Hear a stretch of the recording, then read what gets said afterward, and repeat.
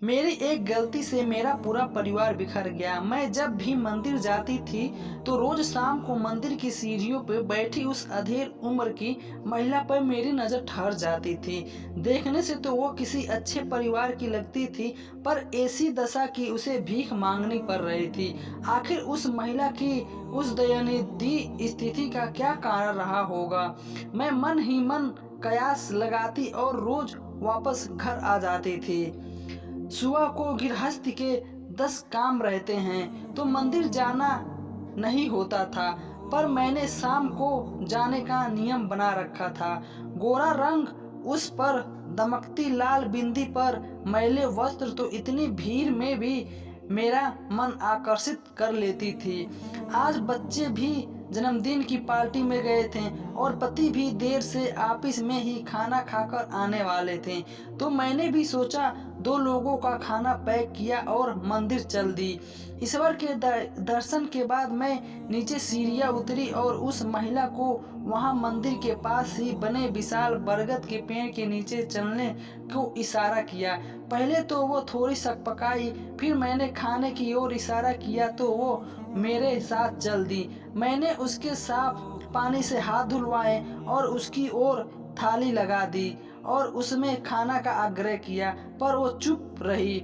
मैंने फिर जोर दिया कि आप खाना खाइए, मैं आपके लिए खाना बनाकर लाई हूँ। वो कुछ देर चुप रही, फिर बोली, आप तो मुझे जानती भी नहीं हैं, फिर क्यों ऐसे अनजान को खाना खिला रही हैं? मैं भी औरों की तरह भीख मांगकर अपना पेट पाल लूंगी। आप मुझ पर ये विशेष दया क्यों दिखा रही हैं? मैं इस तरह आपका खाना नहीं खा सकती हूँ। और उसने इनकार कर दिया, जबकि उसके चेहरे से लग रहा था कि वो काफी भूखी है। वह रोज मंदिर आती है तो मैं उसको आपको देखती हूँ तो मुझे लगा कि आप किसी अच्छे घर से हो। इस तरह भीख मांगना तो मुझे आपकी मजबूरी लग रही थी और आज पति और बच्चे भी घर नहीं थे, तो मैंने सोचा आपके साथ ही खाना खा लूं, इसलिए मैं ले आई। आप मना मत कीजिए, छोटी बहन बस प्यार से कुछ खिला रही है। मेरे दोबारा आग्रह वो टाल नहीं सकी। खाना भी बड़े अदब से खा रही थी। खाना खाते खाते उसकी आंखों भर आई और वह बोली, बड़े दिनों बाद इतने अच्छा खाना खाया है। आप कुछ काम क्यों नहीं करती? इस तरह भीख मांगने से तो आपको शोभा नहीं देता है। आप कुछ भी कर सकती हैं, लोगों के घर में झाड़ू पोछा, बर्तन या फिर खाना बनाने का काम या कोई सिलाई का काम आप आत्मविश्वास में से जी सकती हैं। फिर भीख मांगने का ये काम क्यों? मैंने उस कातुकों से पूछा कि वो फीकी हंसी हंसते हुए बोली, मुझे कुछ काम आता ही नहीं है, कभी कोई काम किया ही नहीं है, तो किसी के घर पर क्या काम करूंगी? और मुझे हतरम ईश्वर के ही पास रहना है, इसलिए मैं मंदिर की सीढ़ियों में बैठी रहती हूँ। आज जो मेरी हालत है वो सब मेरे बुरे कर्मों की वजह से है। इंसान को अपने बुरे कर्मों का फल इसी जन्म में भुगत कर जाना होता है। वो आगे खुद ही खुद बताने लगी, मेरा नाम शोभा है, मैं बहुत ही धनी व्यापारी के घर पैदा हुई थी। घर में नौकर हाजिर खड़े रहते थे, खाने पीने की कोई कमी नहीं थी। जिस चीज पर हाथ रख देती थी वो चीज मुझे मिल जाती थी। मैं बहुत ही अहंकारी और जिद्दी किस्म की लड़की थी। पिताजी ने बहुत पढ़ने को कहा, पर मैं पढ़ाई से चुराती थी। जैसे तैसे करके मैंने पढ़ाई पूरी की और पिताजी ने मेरी शादी तय कर दी। मेरी शादी मुझसे भी धनी परिवार में हुई थी। कपड़े गहनों की कोई कमी नहीं थी। परिवार में सास ससुर जेठ जेठानी थे। जेठानी के कोई औलाद नहीं थे और शादी के बाद मेरी गोद जल्दी ही भर गई। मेरी पहली बेटी हुई। परिवार वालों को वारिस की उम्मीद थी, पर सबने मन को समझा लिया कि अभी तो पहली ही संतान है, हो सकता है दूसरी संतान बेटा हो जाए। अपने बच्चे को जेठानी को छूने भी न देती थी और उसका अपमान करती रहती थी। वो बेचारी कुछ न कहती थी। जेठानी जी तो मुझे छोटी बहन समझकर प्यार करती थी, पर मैं ही अहंकारी थी जो उनका प्यार समझ ना पाती थी। दूसरी बार भी मैं गर्भवती हुई। सास ससुर ने गरीबों के लिए भंडारा लगवाए और जगह जगह दान पुण्य किए ताकि सबका आशीर्वाद मिले और मैं बेटे को जन्म दूं, पर इस बार भी मुझे बेटी ही हुई। अब परिवार वालों का रवैया बदलने लगा। पर मैंने उम्मीद नहीं छोड़ी। तीसरी बार जब मैं गर्भवती हुई तो इस बार आखिरी बार उम्मीद थी कि बेटा ही होगा, क्योंकि मेरा शरीर कमज़ोर हो गया था और डॉक्टर ने आगे बच्चा पैदा करने से मना कर दिया था। तीसरी बेटी के होने पर मैं बहुत ही रोई और उसे दूध पिलाने से भी इनकार कर दिया। पर कब तक, आखिर माँ का मन पिघल और मैं उसे भी प्यार से पालने लगी। इतना पैसा और बड़ा व्यापार जिसे संभालने के लिए कोई वारिस नहीं था। सभी ससुराल वाले चिंता करने लगे।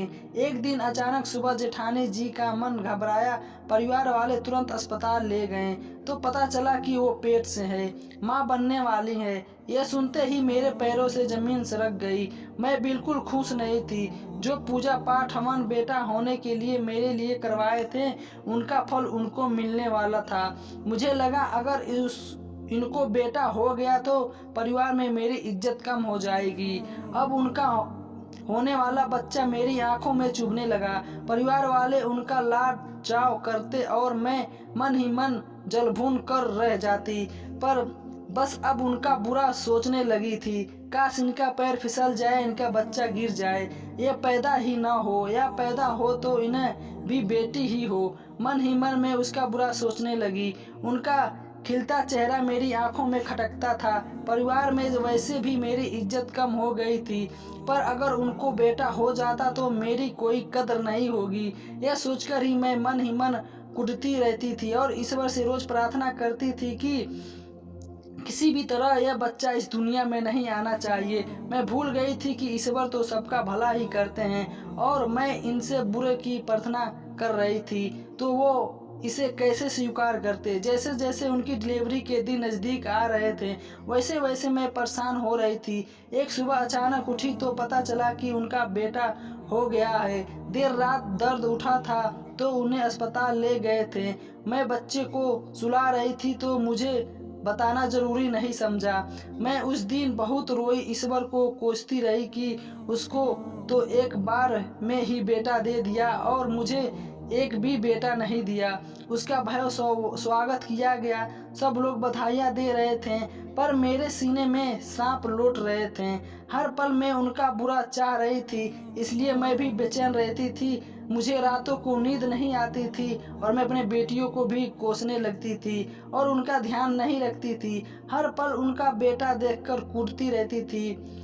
अब मुझे लगने लगा कि सारी जायदाद पर उनके बेटे का राज हो जाएगा, वो अब हम पर हुक्म चलाएगी। यह विचार कौंधते ही मेरा मन घबरा गया। मेरे मन में पाप जगा। जब मेरी तीनों बेटियों स्कूल गई थी और सास भजन कीर्तन पे घर के सारे पुरुष ऑफिस गए थे, वो भी गहरी नींद में सो रही थी, तो मैंने उनके बेटे के सीढ़ी से ढकेल दिया और ऐसे नाटक करने लगी जैसे कि सीढ़ी से बच्चे को नीचे ले जाते वक्त फिसल गई तो बच्चा था तो वो तुरंत दम तोड़ दिया। घर में कोहराम मच गया। परिवार का इकलौता वारिस चल गया। बड़ी मुश्किल से सालों बाद इन्हें बच्चा हुआ था।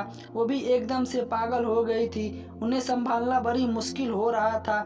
मैं भी रोना का झूठा नाटक करती पर मन ही मन खुश हो रही थी, पर कलेजे को ठंडक मिल रही थी कि लेकिन इसके बीच मैं कभी उससे नज़र नहीं मिला पाती थी, क्योंकि मैं जानती थी कि उस मासूम को मैंने जानबूझकर मारा था। बुरा कर्म तो मैंने उस वक्त कर दिया, पर मैं इसका परिणाम से अनजान थी। कुछ समय तक वो शायद मन ही मन में कोसती रही होगी और बेटे के गम में उन्होंने संसार छोड़ दिए। सास ससुर भी बेजान हो गए थे। अब उन्हें किसी चीज का मोह नहीं रहा। हरिद्वार गुरुद्वार के आश्रम चले गए थे। घर में मातम पर सागे अजीब का माहौल बना रहा था। आखिर घर में वारिस की हत्या हो गई थी। जेठ की घंटे नशे में चूर रहते थे। मेरे पति ही व्यापार संभालते थे, पर उनसे अकेले नहीं हो पा रहा था और लगातार घाटा हो रहा था। एक दिन मेरी तीनों बेटियां स्कूल जा रही थी तो सड़क पार कर रही थी। एक तेजी से आते हुए वाहन ने उन्हें कुचल दिया। उसने तीनों को एक ही बार कोख से बाद मुझे उनके पर दर्द का एहसास हुआ। अब मैं पागल सी हो गई थी। जेठ जी के पैर छूकर रोज उनसे माफ़ी मांगती थी। मुझे माफ़ कर दो, मैंने आपके बेटे को मारा है, मुझे सज़ा तो मुझे माफ़ कर दो। पर उन्हें लगता था कि मैं अपनी बेटियों की मौत से पागल सी हो गई हूँ। ईश्वर ने मुझे खुद सज़ा दी थी। अब मैं ईश्वर से कोई शिकायत नहीं करती थी, क्योंकि मुझे पता था कि मैंने बुरा किया था और बुरे काम करने वालों का अंजाम भी बुरा ही होता है। मेरी एक गलती परिवार की बिखर गया और अपने आप को कोसने लगी।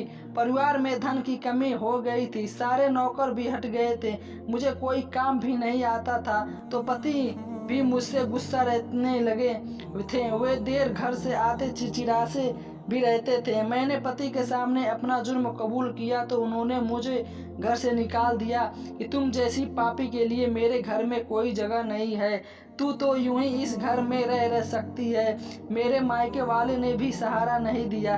अब मैं जाती तो कहाँ जाती, मंदिर के सीढ़ियों पे बैठी रहती हूँ। ईश्वर में आने वाले पापी भीख में मांगती हूँ ताकि रोज ईश्वर से माफ़ी मांग सकूँ। अब तो ईश्वर का अलावा कोई दूसरा सहारा भी नहीं है। कुछ दिनों पहले अखबार में पढ़ा था कि मेरे पति आत्महत्या कर चुके हैं और मेरे जेठ भी घर छोड़कर जा चुके थे। मेरी जलन की वजह से अच्छा भला पूरा परिवार बर्बाद हो चुका था। जेठानी जी ने मुझे छोटी बहन की तरह प्यार किया, पर मैंने उसे बड़ी बहन ना माना।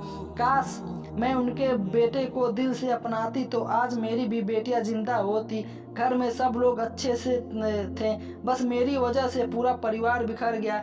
मैंने उस मासूम को ही नहीं मारा, बल्कि मेरी वजह से जेठानी जी चली गई, सास ससुर जेठ जी घर छोड़ गए, मेरी तीनों बेटियां मुझे छोड़ गई, मेरे पति ने आत्महत्या कर ली। मैंने कितनी जानें ली थी, मैं इसकी सबकी दोषी हूँ, मैं पापी हूँ, यह कहकर शोभा रोने लगी। उसकी कहानी सुनकर मेरा मन उसके प्रति घृणा से भर गया। कोई कैसे इतने से मासूम बच्चे की जान ले सकता है। किसी के साथ बुरा करने वालों का यही अंजाम होता है। किसी के बारे में बुरा सोचने से भी आपको कर्म खराब ही होते हैं और कर्मों के फल से कभी बचा नहीं जा सकता। अच्छा करोगे तो अच्छा फल मिलेगा और बुरा करोगे तो बुरा फल मिलेगा। इंसान का सबसे बड़ा धर्म यह है कि यदि किसी का अच्छा नहीं कर पा रहे हो तो किसी का बुरा भी मत करो। शोभा मेरी तरह एक उम्मीद और विश्वास से देख रही थी। उसकी आंखों में पछतावा था, पछतावे के आंसू थे, पर उसके पछताने से तो बुरा हो चुका था तो वो सुधर नहीं जाएगा। अब मेरे मन में उसके प्रति कोई सहानुभूति नहीं रही। मैं चुपचाप अपने घर वापस आ गई। रात भर उसके बारे में सोचती रही। सुबह अपने घर गृहस्थी के कामों में लग गई। शाम को हमेशा की तरह मंदिर गई तो ना चाहते हुए भी नज़र उन्हें ढूंढने लगी। तभी किसी ने बताया कि कल रात को उसने मंदिर की सीढ़ियों में उनके प्राण निकल गए। ईश्वर बड़ा दयालु है, वो प्रयासश्री करने वाले को जल्दी ही मुफ्त दे देता है। बुरे कर्म करने से पहले ही उसके अंजाम के बारे में सोच लेना चाहिए, क्योंकि बुरे कर्म का फल हमेशा बुरा ही होता है। इसलिए हर इंसान के बारे में सदैव अच्छा सोचें और अच्छे ही कर्म करें। इस स्टोरी से आपने क्या सीख मिले कमेंट में ज़रूर बताएं। धन्यवाद।